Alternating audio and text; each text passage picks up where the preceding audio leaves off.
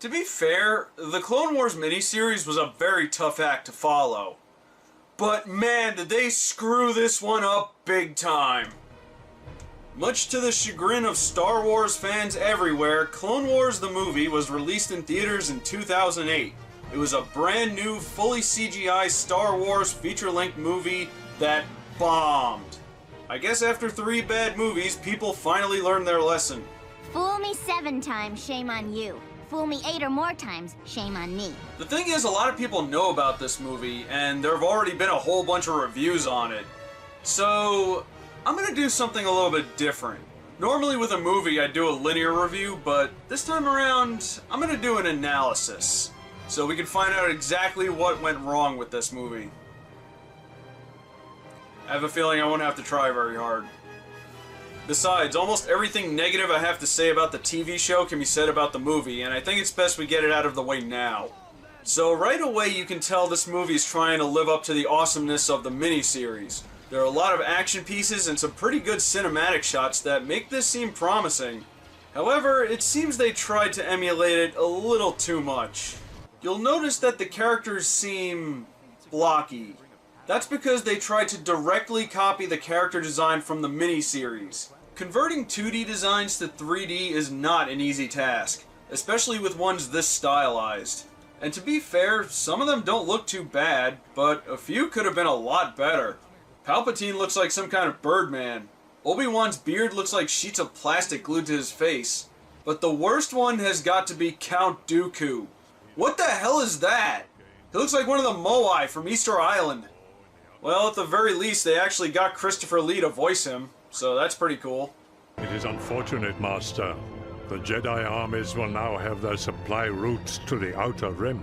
Our fight has become far more difficult.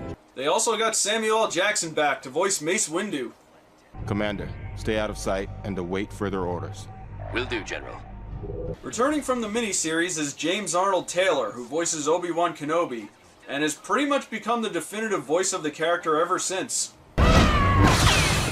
You'll have to do better than that, my darling. It blows my mind that that dignified sounding character is also the voice of Johnny Test. New to the cast is D. Bradley Baker, who has quite a tall order because he's the voice of all of the clones, from the high-ranking officers to the grunts. More on him when we get to the TV show. Also new is Matt Lanter, who voices Anakin, and in my opinion is the first person to nail this character. People who saw the prequels hated how Anakin was written. He came off as a whiny teenager with mommy issues rather than the future evil overlord of the galaxy. But here, he's very brash and arrogant, but at the same time very capable and even kinda manly. When you envision what Darth Vader was like when he was a young man, this is more like it. Not so much the angsty teenager whose girlfriend is mad at him type. And like I said in the last review, Asajj Ventress returns, this time voiced by Nika Futterman. As you recall from the miniseries, she fell down a ravine during her fight with Anakin, but somehow survived. There aren't a lot of details on how she survived, but it doesn't really matter anyway, because since the last video, I have been informed that because of the new movies coming out, the miniseries is no longer part of the main Star Wars canon. I thought Disney only did away with the expanded universe stuff like the comics and novels and kept all the TV shows and movies, but for some reason they decided to leave out what is easily the best part of the Clone Wars series. And I have no idea why. You better watch it, Disney! Oh, but don't worry, the movie and the TV show are still canon. Besides, why would we want to include all of this cool stuff from the miniseries when we can have the battle droids being made into comic relief characters? Concentrate fire on Sector 11374265. 1137... What was that again? Just fire right there. I know the droids weren't the most effective army. In fact, they kinda sucked. But they were also very cold and emotionless, which made large groups of them a little bit terrifying. They had no humanity and knew no mercy. But I guess they decided Star Wars needs more wacky hijinks. I can't see them. Where'd they go? Whoa, whoa, whoa, whoa! Oh my god! Get back here, Sergeant. What, were R2-D2 and C-3PO not goofy enough? There is literally no reason for this. Okay, there's one more character we need to talk about. Prepare for a long rant. This is Ahsoka Tano, a Padawan who's supposed to be assigned to Obi-Wan Kenobi, but through some error that is neither explained nor corrected, she ends up as Anakin's Padawan. I'm assigned to Anakin Skywalker, and he is to supervise my Jedi training. But that doesn't make any sense. We'll have to sort this out later. It won't be long before those droids figure out a way around our cannons. I'll check on Rex in the lookout post. You'd better take her with you. Okay, first of all, I don't think Anakin is the best person to be looking after kids. Second, in my opinion, Ahsoka represents everything that is wrong with this movie. And in some cases, the Clone Wars series in general. Being a cartoon watcher for as long as I can remember, I have noticed a bit of a paradigm shift in the kind of shows that have become popular in recent years. It seems the shows that get the biggest marketing push involve young protagonists, usually the same age as the target demographic. There's nothing wrong with that, and of course there are exceptions, but I think it's put the belief out there that kids will only watch shows about kids.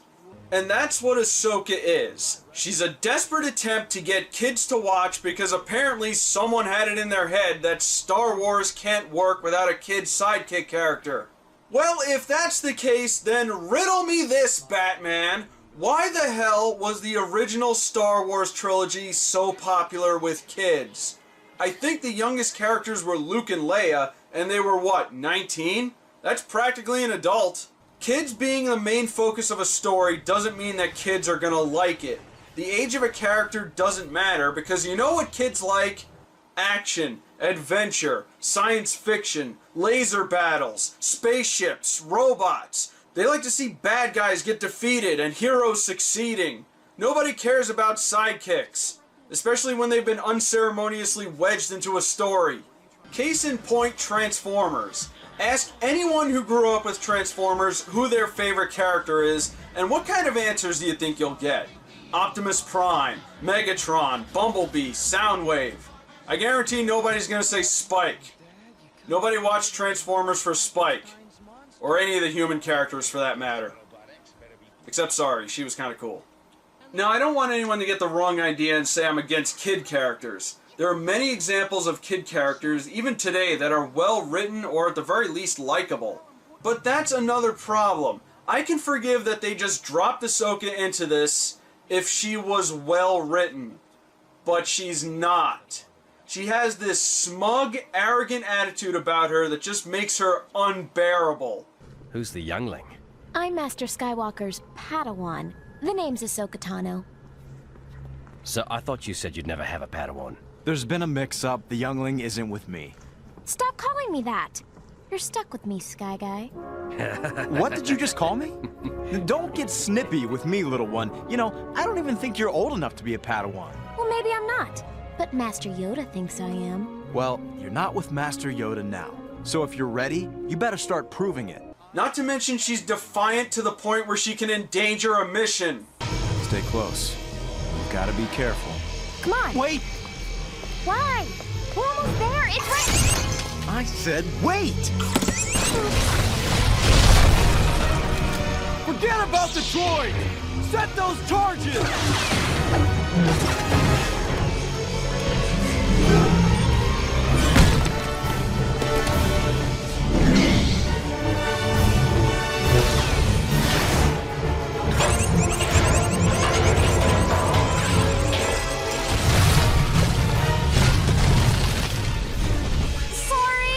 Whose side are you on anyway? You can't have a character show up and act like they own the place. Especially since we don't know anything about her. She pretty much just shows up out of nowhere. She is a very skilled fighter, I'll give her that. But every time she opens her mouth, I just want to tell her to shut up. You can argue that Anakin is the same way, and yes, he kind of is. But the difference is we know Anakin. We've been around this character long enough to know how he is. We know where he's coming from, we know his past, and we even know his future. This is not the kind of way a character we're just introduced to is supposed to act. Imagine if she was a real person and you were meeting her for the first time and she acted this way. You would instantly hate her and wouldn't want to talk to her anymore. Especially since she's a kid character who I'd like to add wears skimpy clothing, and to whoever made that decision, real classy. It makes me question exactly who this character was supposed to appeal to.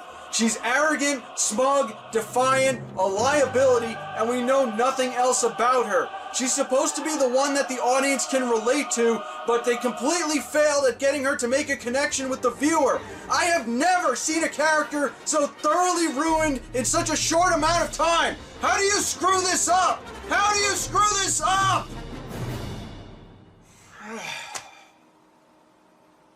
I haven't even talked about the plot of this movie yet. You want to know what this movie's about? The Separatists kidnap Jabba the Hutt's son and blame it on the Jedi in order to get his alliance, and it's up to Anakin and Ahsoka to rescue him. That's it. Seriously? Jabba the Hutt? Nobody cares about Jabba the Hutt, let alone his son. It'd be more entertaining to see what the Ewoks are up to right now than whatever is happening to the Hutts. And by the way, I do not want to know the details on how Jabba the Hutt has a son.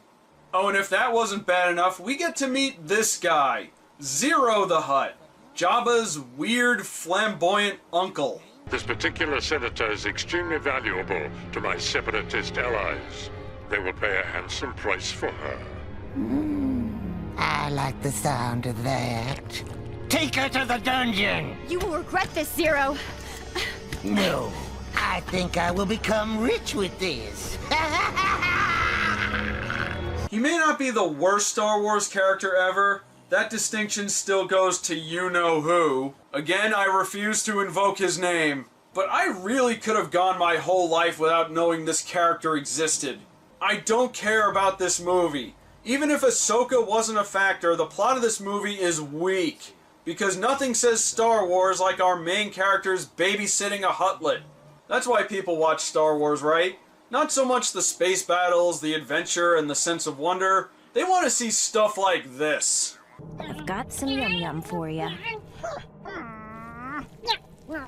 You'll take this and like it. There you go.